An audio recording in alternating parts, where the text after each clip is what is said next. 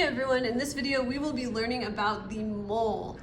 So you've probably never heard of a mole in chemistry. You've heard of other types of moles, but you've probably never heard of this unit before. It may seem really random, but it's actually really important. We're going to be using it throughout the whole year. So pay really close attention to today's information and the next few days. We're going to be using these skills over and over and over.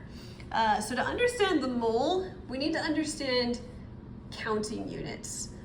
So when I say counting units, I just mean numbers that we use to count things. So the most common example of this is a dozen.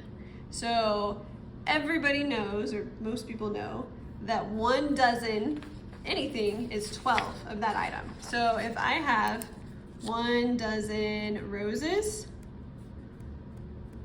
we all know that 1 dozen roses is equal to 12 roses. And we can use dozens to count other things besides roses, like eggs or donuts or cookies or anything really. Now there are a few other counting units you might not be as familiar with, like a gross is a dozen. So if I had 1 gross of roses, that would be a dozen roses. That would be like 144 roses. Okay, that's a less common counting unit. You could even say something like a couple is a counting unit. If you have a couple of something, you have 2. The counting unit we are going to be using, though, is called the mole. And we use the mole to count things that are really tiny, like atoms, molecules, ions, things like that. So the mole is a counting unit. It is also known as Avogadro's number. And 1 mole is equal to a really huge number. 1 mole of anything is 6.02 times 10 to the 23rd of that item. So a dozen roses is 12 roses. A mole of roses is 6.02 times 10 to the 23rd roses, which is more roses than there are on the entire planet. So that's why you've probably never heard this unit before. It's really only useful for counting atoms and molecules. But in chemistry, we talk about those a lot. So we use this a lot. Just to give you an idea of how big this is, if you had a mole of donuts, that would be enough to cover the entire surface of the Earth to a depth of several kilometers. So this is really big. And just to show you how small molecules are, if you have a mole of water molecules, that is just 3.5 teaspoons of water. So it's really easy to weigh out a mole of water molecules, not so easy to get a mole of donuts. We are going to use this as a conversion factor. That's what we're going to be doing most of the rest of this video.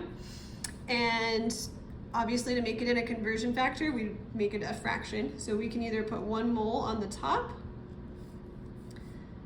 and the 6.02 times 10 to the 23rd on the bottom. Usually we are counting either molecules or atoms. So this will be either molecules or atoms. Or we can do it the other way. We can put 6.02 times 10 to the 23rd molecules or atoms on the top and 1 mole on the bottom. It all depends on what we are trying to cancel. We abbreviate mole MOL. So you can drop the E, and that is an abbreviation for mole. Let's do a few example problems of using this conversion factor. So we want to know how many molecules are in 0.250 moles of water. So a quarter of a mole of water molecules, how many molecules is that? So we're just going to set this up like a normal dimensional analysis problem. As always, I want you to be really good about writing your units. Like we always say, no naked numbers. Numbers need units, and they need not only the unit moles, but moles of what? So 0.205 moles of H2O. That's what we're counting here. And then we need to use one of these conversion factors. So since we've got moles on the top, we want to have moles on the bottom, so we want to use this one. And we need to look in this problem, are we counting atoms or molecules? Well, we're counting molecules, because H2O is a molecule. It's more than 1 atom. So we will put 1 mole of H2O on the bottom, and then 6.02 times 10 to the 23rd molecules of H2O on the top. And then we need to multiply across the top. So you're gonna do, in your calculator, 0.25, and then you'll do times, and then 6.02, and then remember, you want to use the E button for scientific notation. So 6.02 and then hit second, and then the button above 7, which has the little E's. So second E, and then you should see an E there, 23. It's just E23. It's not times E, it's not times 10E, it's just 6.02 E23. And we're gonna get 1.505 times 10 to the 23rd. Since this number just has 3 significant figures, we wanna round that to 1.51 times 10 to the 23rd. And that would be molecules of H2O.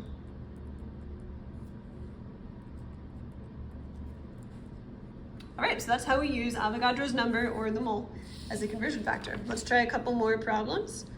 This one is asking how many moles are in 8.02 times 10 to the 23rd molecules of SF6. So let's start out with 8.02 times 10 to the 23rd molecules of SF6.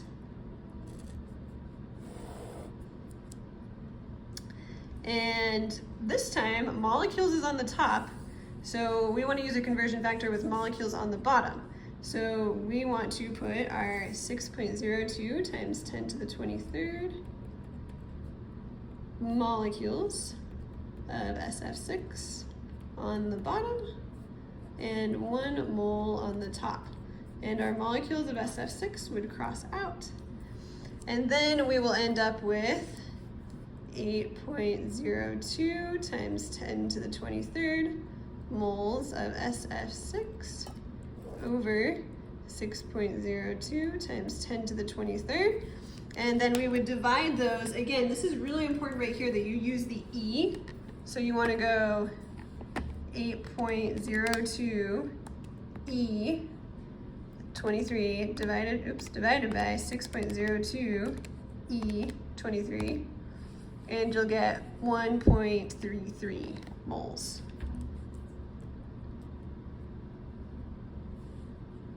Of SF6.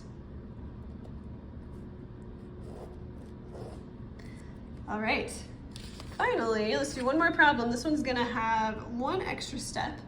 This is asking how many oxygen atoms are in 0.95 moles of CO2. So let's start with our 0.95 moles of CO2. Okay, now this is a little bit tricky. It's asking for oxygen atoms, but it's giving us moles of CO2. CO2 is a molecule. That's not an atom, that's more than one atom. So it's a molecule. So right now what we have are molecules. So to get to atoms, we first need to get to molecules. So we need to use this conversion factor with moles on the bottom, so our moles can cross out. So we'll have 1 mole of CO2 is equal to 6.02 times 10 to the 23rd molecules of CO2. Again, this is because CO2 is a molecule, it's not an atom, so we can't jump straight to atoms of oxygen. Now, we do need to get to atoms of oxygen though. So we need to think about what a molecule of CO2 looks like. So we need to use skills that we use in problems like this, where we made a conversion factor out of a formula. So if we draw a picture of CO2 down here, here's carbon with 2 oxygens. We know for every 1 molecule of CO2, there are 2 atoms of oxygen. So I can just add this conversion factor on here. For every 1 molecule of CO2, there are 2 atoms of oxygen. Molecules would cross out. And then you would need to multiply across the top. So you'd have 0.95 times 6.02 E23 times 2. And that will give you 1.1 times 10 to the 24th atoms of oxygen. So there we just combined the Avogadro's number conversion factor with a conversion factor created from the formula of CO2. So the key thing here is to look at what the problem is asking you for. Is it asking you for atoms and giving you molecules? If so, you need to convert from molecules to atoms. If it's asking you for molecules and giving you molecules, then you don't need to go into atoms. All right, so that is Avogadro's number. That's how we use it to convert between moles and particles.